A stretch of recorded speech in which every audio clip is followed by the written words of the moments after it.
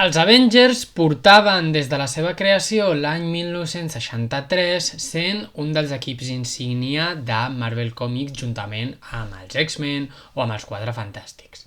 Amb l'inici de l'actual mil·lenni, la sèrie necessitava un canvi molt important que el posés més en sintonia amb els temps de l'època i que el posés en rumb cap a la crudesa del segle XXI. Perquè una nova corrent reflectida en la situació política i social del món real, on aleshores hi havia molta conspiració i inquietud que envoltaven sobretot als Estats Units, s'estava també impregnant a les històries de ficció.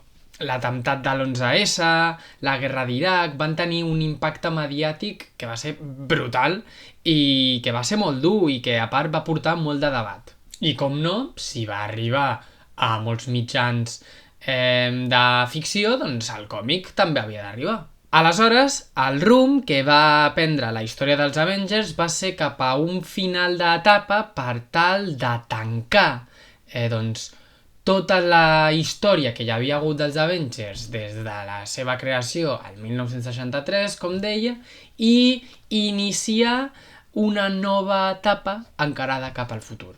L'autor encarregat de crear aquest còmic va ser Brian Michael Bendis, a qui el van encomanar per no només començar de nou o reintroduir els Avengers al segle XXI, sinó també acabar, posar punt i final a la primera era dels Avengers. Brian Michael Bendis el que va proposar va ser escriure Avengers Disassembled. Avengers Disassembled és l'agrupació de 4 números de la sèrie principal, de la sèrie dels Avengers, i un one-shot com a tancament. Es va publicar entre setembre de l'any 2004 i gener de l'any 2005 i es composa dels números 500, 501, 502 i 503 d'Avengers i un one-shot que es va titular Avengers Finale, que seria l'epíleg de tot el viscut fins aleshores. Com ja he dit, el guió és de Brian Michael Bendis i el dibuix és de David Finch. El còmic comença com un qualsevol altre dels Avengers, amb un matí a la mansió dels Avengers a Nova York, on l'equip d'aleshores, compost per un munt de personatges, estava reunit. Però una sèrie d'esdeveniments que passen en un sol dia comença a desmoronar a l'equip de superherois fins a deixar-lo desaparegut. En primer lloc, Sota de Corazones, a qui donaven per mort un ex-Avenger, reapareix a la mansió i la fa saltar pels aires. Explota. En el procés, mata Scott Lang, qui era l'Ant-Man d'aleshores.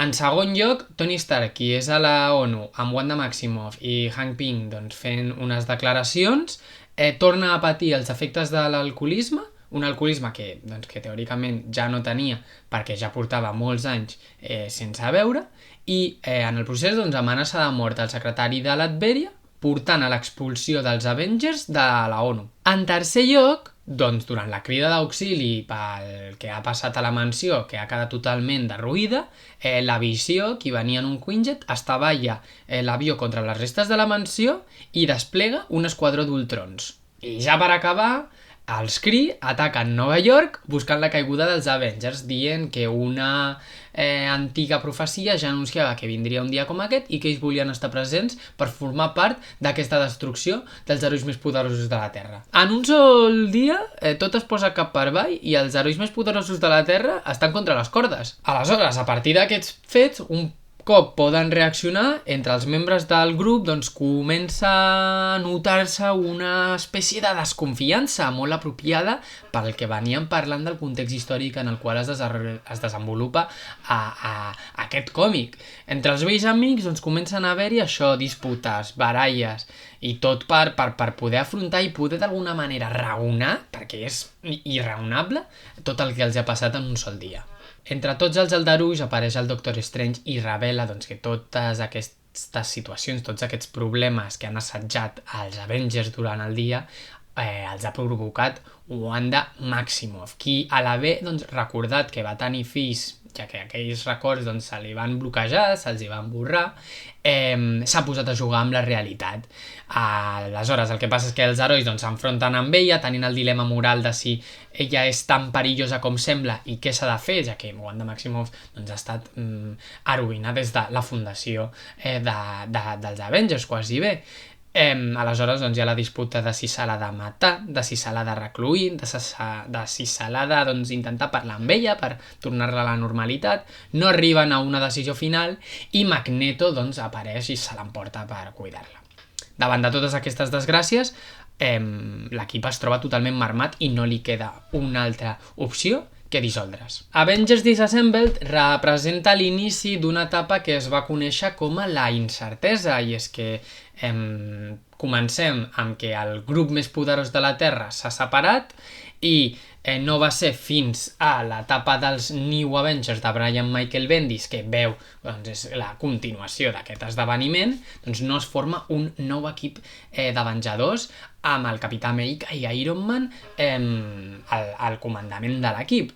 Aquesta etapa va portar a esdeveniments com la Civil War, que a tothom li agrada, o la dinastia de M. És l'inici dels anys 2000 de Marvel, una etapa de conspiració, de misteris, d'invasions secretes, com veuríem al cap d'uns anys, i que a mi m'agrada molt i que estic intentant ja des de fa uns mesos seguir-la, però no només seguir una col·lecció, com seria New Avengers, que és la principal, sinó anant passant pels moments clau de totes les col·leccions que es connecten en aquesta gran etapa que aniria desembocant i encreuant-se en els grans esdeveniments com els que us acabo d'ensenyar.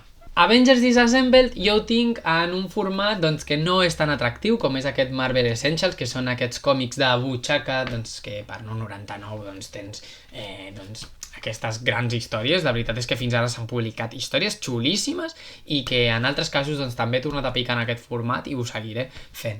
Però també està disponible en altres formats. Està, per exemple, disponible en Marvel Must Have, que de fet és dels primers Marvel Must Have, aleshores ho pots seguir trobant a un molt bon preu. I també està disponible en el primer volum de l'òmnibus de New Avengers de Brian Michael Bendis. Els primers números que apareixen en el primer volum dels òmnibus són aquests Avengers Disassembled. Aleshores, és una història molt popular, molt moderna, tot i que ja té 20 anys des de que es va publicar i que almenys Panini aquí sempre aposta per tenir-la en diferents formats, ja que és un punt d'entrada molt interessant. Sona estrany dir que un número 500 i que a part és el final d'etapa soni com a punt d'entrada, però és per poder fer aquesta transició dels Avengers que van iniciar-se al 1963 amb la continuïtat moderna de l'univers Marvel. Jo us recomano moltíssim aquesta història, tant com a punt de partida d'Avengers, tant com a punt de partida de saga Marvel dels anys 2000, o com a història unitària per veure que fins i tot els herois més poderosos de la Terra poden tenir un molt mal dia i es poden veure completament superats, i a vegades la derrota s'ha d'afrontar i s'ha d'intentar revertir a base d'aprenentatge i de treball en equip.